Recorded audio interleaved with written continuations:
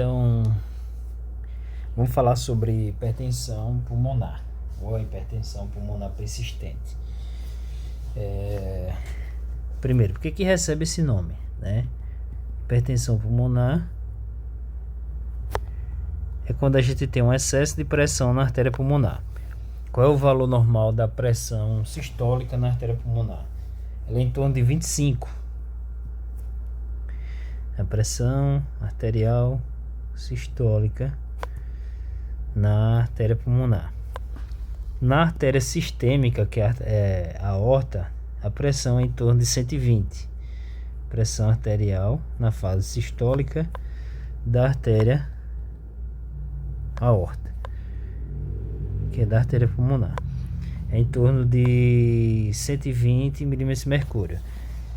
Nos pulmões a gente trabalha com pressões menores, tá?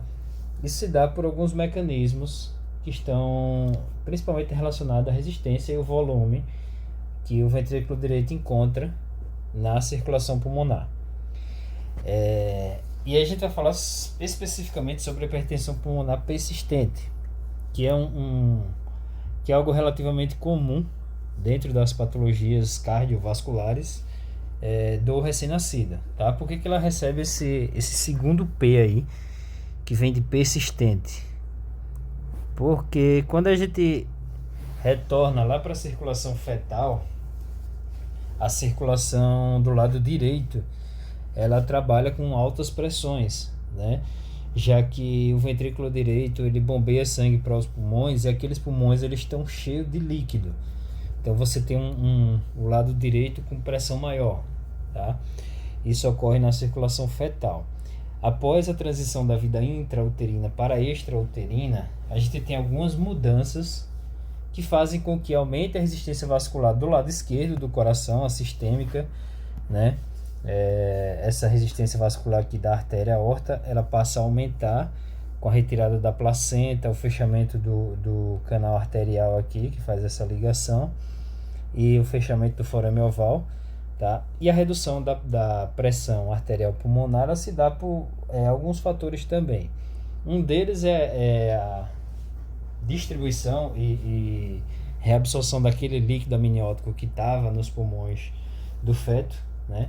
Quando a criança ela passa a fazer as primeiras respirações, há uma expansão pulmonar, isso gera redução na resistência vascular pulmonar, tá? Há uma melhor distribuição de líquido, sem contar que tem uma coisa chamada, isso não só no recém-nascido, mas também no adulto, hipoxemia,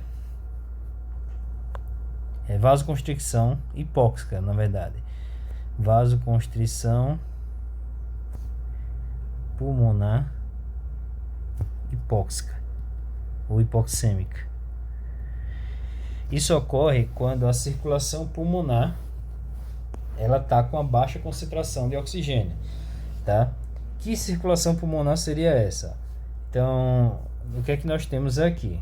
Nós temos no lado direito, eu tenho um ventrículo direito, né? Ele joga sangue aqui para o pulmão. Esse aqui é o coração de um adulto já, tá? Não do feto, né? Seria um coração normal, da circulação extrauterina. Então o ventrículo direito ele joga sangue aqui para os dois pulmões. Aqui eu tenho um tronco da pulmonar, artéria pulmonar direita e artéria pulmonar esquerda, né? Aqui é o lado esquerdo, que é o lado do ápice do coração, e aqui eu tenho o lado direito, ok? Então esse sangue vai lá para os pulmões, tá? Lá nos pulmões do adulto, da criança, do recém-nascido, já vai ter altas concentrações de oxigênio. Por quê? Porque a criança, até o recém-nascido, ele já começa a respirar por conta própria, tá? Não é a melhor respiração do mundo, né? Tem algumas limitações, mas ele começa a captar, ele já capta sozinho o oxigênio do ambiente. E aí você passa a oxigenar a circulação pulmonar, tá? Essa artéria pulmonar aqui, ela vai virar as arteríolas e os capilares pulmonares, que são essas porções aqui menores, tá? Você pode ver na imagem aqui. Circulação aqui e os alvéolos. E quando você, né, no caso o feto, ele não está respirando por conta própria, há pouco, né, existe pouco oxigênio na circulação pulmonar. a concentração de oxigênio ali é baixa. E a baixa do O2 na circulação pulmonar, ela faz o efeito de vasoconstricção. É a chamada vasoconstricção hipóxica, tá? No caso ali, vasoconstricção pulmonar, porque é especificamente na circulação pulmonar. Então, a baixa de O2 na circulação pulmonar, ela faz a vasoconstricção. E o que é a vasoconstricção, né? A vasoconstricção é quando o vaso está fechado. O vaso está fechadinho ali. A gente chama isso de vasoconstricção, tá? Então, imagine aqui que o ventrículo direito, ele joga sangue lá para os pulmões, né? Pela circulação pulmonar, mas a circulação pulmonar está com pouco oxigênio. Então, esses vasos pulmonares aqui, eles começam a se fechar, tá? Eles começam a colabar ali, eles começam a fazer um colapso, começa a fechar, constringir, e isso aumenta a resistência vascular pulmonar. Ou seja, há uma resistência maior para que o ventrículo direito jogue sangue aos pulmões, tá? E isso faz com que o ventrículo direito gere hipertensão. Então ele passa a trabalhar com pressões maiores, ok? Então relembra, né? Vamos relembrar esse conceito de resistência vascular, vasoconstricção, né? Volume também influencia, tá? Que são conceitos de pressão arterial. Quando a gente fala de hipertensão arterial, normalmente a gente se refere à hipertensão arterial sistêmica, que é a pressão do lado esquerdo, que é a pressão da circulação sistêmica, né? Que envolve a aorta e os demais vasos sistêmicos. Já na circulação pulmonar, a gente tem também a hipertensão arterial pulmonar, tá? Que é o que a gente está falando agora. Só que aqui a gente está falando da hipertensão arterial pulmonar no recém-nascido, tá? Por quê? Porque o recém-nascido, ele vive, antes dele nascer, ali na fase intrauterina, ele vive com a pressão pulmonar alta, e é normal, é anatômico, é fisiológico. Quando ele nasce, a pressão pulmonar ela cai, tá? Ela cai porque o líquido é redistribuído, porque eu tenho um fechamento do forame oval, porque eu tenho uma oxigenação maior na circulação, e isso gera vasodilatação pulmonar, diminuindo a resistência vascular, isso gera queda na pressão arterial pulmonar e etc. Tá? Então, a gente falou naquelas adaptações da vida intra para extrauterina. Porém, às vezes ocorre dessa hipertensão pulmonar persistir, ou seja, a criança nasce e ela continua com essa pressão pulmonar aumentada, tá? Isso pode gerar alguns problemas na circulação da criança. Por quê? Porque se a pressão pulmonar estiver muito alta, ela não consegue jogar sangue adequado aos pulmões, tá? Sem contar que um detalhe que ocorre na circulação no coração e os vasos, né, da criança com a hipertensão pulmonar persistente é a patência do forame oval. Essa imagem aqui, ela mostra o forame oval patente. O que é o forame oval? Seria justamente essa comunicação entre o átrio direito e o átrio esquerdo. No feto, isso aqui é normal, porque a circulação vem da placenta, entra na cava inferior e passa direto para o átrio esquerdo, né? Uma pequena porcentagem da circulação é que vai de fato aos pulmões, já que o feto ele não tem oxigenação própria, então ele não precisa estar jogando tanto sangue aos pulmões para fazer troca gasosa, porque aquela hematose ainda não existe. A oxigenação vem da mãe. Quando a criança nasce, esse forame oval fecha. Só que uma das causas do fechamento do forame oval, eu vou relembrar aqui, é justamente o efeito shunt esquerda-direita, tá? Por quê? Porque quando a criança nasce, o que é que a gente tem? Queda da pressão arterial pulmonar, né? A diminuição da resistência vascular pulmonar e aumento da resistência vascular sistêmica, que gera aumento da pressão arterial sistêmica. A pressão do lado esquerdo ela passa a ser maior.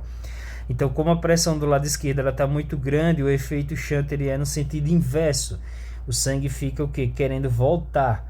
E aqui o forame oval ele tem uma espécie de válvula. Quando a pressão ela vai da esquerda para a direita, quando você tem um shunt esquerda-direita, é um dos fatores, talvez o principal, que force o fechamento do forame oval. E aí ele fecha de maneira definitiva, tá?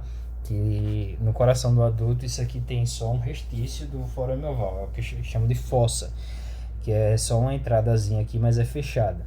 Então você tem no nascimento normal, um shunt esquerda-direita. Por mudar a pressão do lado esquerdo, ela passa a ser maior do que a pressão do lado direito. Então o sangue fica de um meio de maior pressão para um meio de menor pressão, e aí fecha o forame oval. Só que quando você tem hipertensão pulmonar persistente, né, por algum motivo, a pressão do lado direito ela está muito grande, e aí você começa a exercer um efeito shunt direita-esquerda, tá? Isso mesmo no nascimento, você vai ter um shunt direita e esquerda, ou seja, você tem um desvio do sangue, a pressão ela está vindo daqui da direita para a esquerda, e essa pressão aqui, ela tá da direita para a esquerda, é a mesma pressão que ocorre na circulação fetal, e isso mantém muitas vezes o forame oval aberto, porque você está dando pressão nesse sentido. Então a válvula que separa o átrio direito do átrio esquerdo lá no forame oval, ela vai estar recebendo o fluxo direita e esquerda,